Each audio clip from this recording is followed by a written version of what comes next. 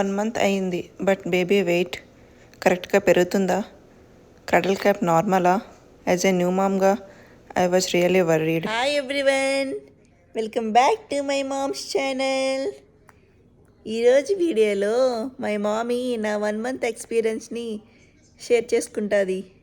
So అందుకే నేను మా మామీతో కలిపి వచ్చేసా. ఇంకా ఆలస్యం ఎందుకు, let's get into the video. First month అంటేనే ఒక రోలర్ కోస్టర్ రైడ్ లాంటిది. It's beautiful. ఎందుకంటే చిన్ని చిన్ని కాళ్ళు, చిన్ని చిన్ని చేతులు, ఇవన్నీ చాలా క్యూట్గా ఉంటాయి మనకి.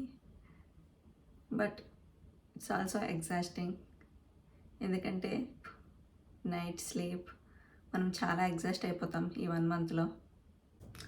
ఫస్ట్ మంత్లో చాలా చేంజెస్ వస్తాయి కదా, like baby acne and baby weight gain అవ్వడం అవ్వకపోవడం అండ్ బేబీ స్లీప్, ఇవన్నీ మనకి చాలా వరీ చేస్తాయి.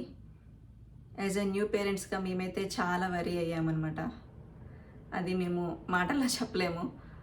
కొన్ని టైంలో అయితే ఏడుపు ఒకటే తక్కువ, కానీ చాలా వరీ అయిన సిచ్యువేషన్స్ ఉన్నాయి. డాక్టర్ని కన్సల్ట్ అయ్యాం. డాక్టర్ కూడా ఇట్స్ కంప్లీట్లీ నార్మల్ అని చెప్తారు, కానీ న్యూ పేరెంట్స్కి ఎలా అనిపిస్తుంది అంటే, ఇది అయ్యో మా బేబీకి ఇలా అయిపోతుంది, చాలా వర్రీ అయిపోతాం, చాలా టెన్షన్ పడిపోతాం.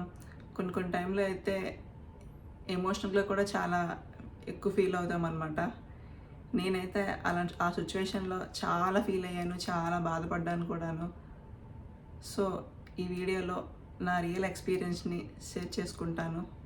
మా బేబీకి 1 మంత్లో ఎలా జరిగిందో, బేబీ యాక్నీ గురించి, బేబీ వెయిట్ గెయిన్ అవ్వడం, లాస్ అవ్వడం, ఇవన్నీ ఈ వీడియోలో షేర్ చేస్తాను. ఫస్ట్ వెయిట్ గురించి మాట్లాడుకుందాం. మా బేబీ బర్త్ వెయిట్ అంతా బాగానే ఉంది. యూజువల్గా ఏంటంటే ఫస్ట్ వీక్లో బేబీ వెయిట్ తగ్గుతారనమాట. ఇట్స్ కంప్లీట్లీ నార్మల్, అంత వరీ అవ్వాల్సిన అవసరం ఏం లేదు. మాకు 3 to 4 వీక్స్కి అపాయింట్మెంట్ ఇచ్చారనమాట. సో అప్పుడు మేము డాక్టర్ దగ్గరికి వెళ్తే మా బేబీ వెయిట్ చెక్ చేశారు. సో బర్త్ వెయిట్ కన్నా మన బేబీ వెయిట్ పెరగాలన్నమాట. సో అప్పుడు మా బేబీ వెయిట్ బర్త్ వెయిట్ కన్నా కొంచెం తగ్గింది. సో అప్పుడు మేము చాలా వరీ అయ్యామన్నమాట, చాలా టెన్షన్ కూడా పడ్డాము. అంటే ఎలా అంటే ఈ 1 మంత్ మనం ఫీడింగ్ ఇస్తున్నాం కదా, వెయిట్ ఎలా తగ్గుతారు, మనం బేబీ వెయిట్ పెరుగుతారు కదా అని ఆ ఆలోచనలో మనం ఉంటాం కదా. సో నేను కూడా సేమ్ అలానే అనుకున్నాను అనమాట. 1 మంత్లో మనం ఫీడ్ ఇస్తాము, సో అంత మంచిగానే ఉంటుంది, అంత సైకిల్స్ అన్నీ బాగానే ఉంటాయి అని ఆలోచనలో ఉండేదాన్ని అనమాట నేను. ఎప్పుడైతే డాక్టర్ వెయిట్ చెక్ చేసేటప్పుడు చాలా బాధపడ్డాను అనమాట. అయ్యో ఈ 1 మంత్ నేను ఫీడ్ ఇచ్చాను, అయినా సరే మా బేబీ ఇంకా వెయిట్ పెరగలేదు అని చెప్పి నేను చాలా ఫీల్ అయ్యాను. అప్పుడు డాక్టర్ ఏం చెప్పారంటే, అంత వరీ ఏం అవ్వద్దు, ఇట్స్ కంప్లీట్లీ నార్మల్. బేసికల్గా ఏంటంటే బేబీ ఫీడ్ తీసుకుంటుంది, ఇంకా డైపర్స్, వెట్ డైపర్స్ మంచిగా ఉన్నాయి అని అంటేనే బేబీ హెల్తీగా ఉన్నట్లు. సో మీరు అంత టెన్షన్ పడొద్దు అని చెప్పి మా డాక్టర్ మాకు మంచి అడ్వైజ్ ఇచ్చారనమాట.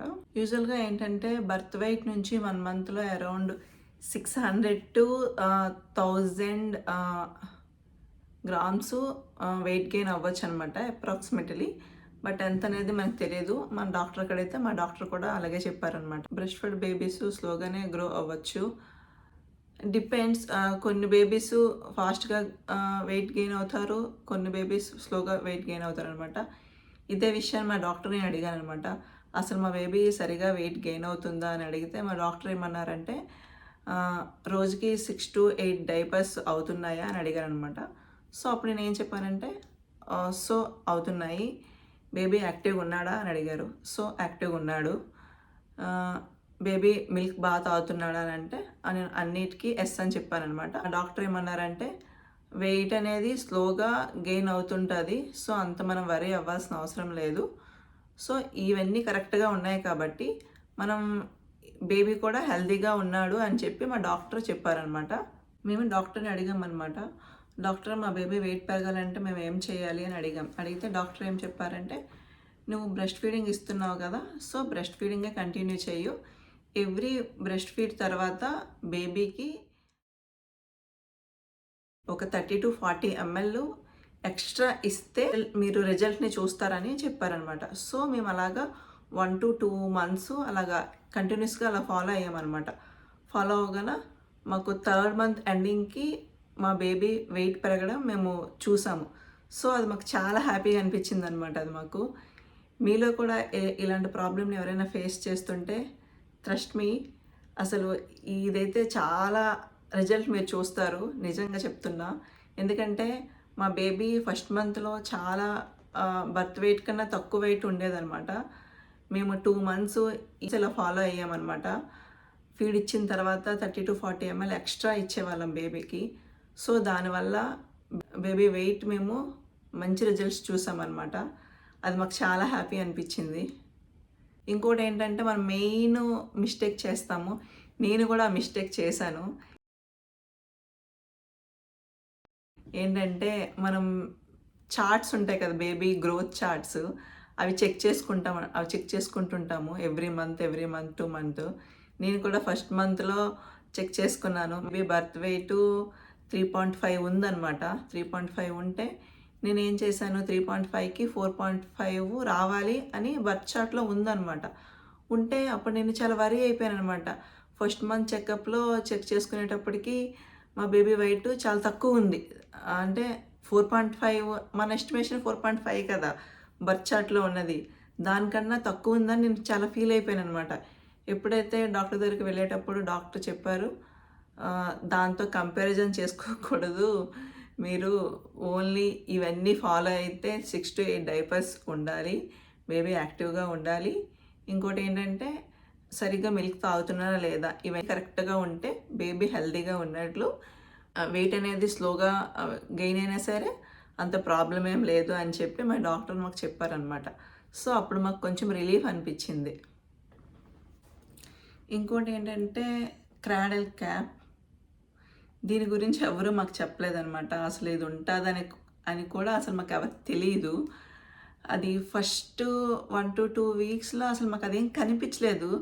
బేబీ హెడ్ పైన క్రాడల్ క్యాప్ ఉంటుందన్నమాట. ఇక్కడ నేను ఒక ఇమేజ్ పెడతాను, మా బేబీ ఇమేజ్ కాదు, జస్ట్ జనరల్ గూగుల్ ఇమేజ్ ఇక్కడ అటాచ్ చేస్తాను చూడండి, అలాగుంటుందన్నమాట.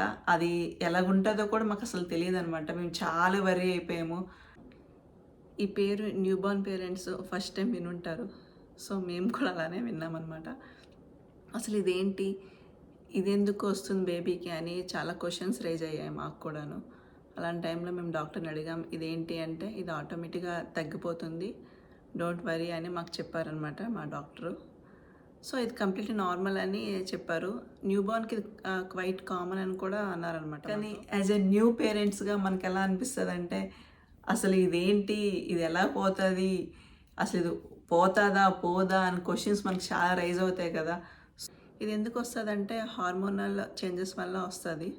ఇది ఎలా ఉంటుందంటే బేబీ హెడ్ పైన వైట్ అండ్ ఎల్లో ఫ్లేక్సెస్ లాంటివి ఉంటాయి. ఇది చూసిన వెంటనే మనకు చాలా భయం వేస్తుంది. మేము కూడా ఆ టైంలో చాలా భయపడ్డాము. క్రాడల్ క్యాప్ అనేది ఒకసారికి తగ్గిపోదు, నేను కూడా అలానే అనుకునేదాన్ని అనమాట. సో 1 weekలో తగ్గిపోతుంది కదా, ఇంకా ప్రాబ్లం ఏమి ఉండదు అనుకునేదాన్ని. కానీ అది గ్రాడ్యువల్గా తగ్గుతూ వస్తుంది. దేనికైనా మనం పేషెన్స్తో వెయిట్ చేయాలన్నమాట. అసలు మనం ఏం చేయకూడదంటే, ఈ క్రాడల్ క్యాప్ ఉంటుంది కదా బేబీ హెడ్ పైన, మనం స్క్రాచ్ చేయకూడదు. స్క్రాచ్ చేస్తే బేబీకి నొప్పి పుడుతుంది, అక్కడ రెడ్ అయిపోయే సిచ్యువేషన్స్ కూడా వస్తుంది అనమాట. అలాంటి టైంలో మనం డాక్టర్ని కన్సల్ట్ అవ్వాలి.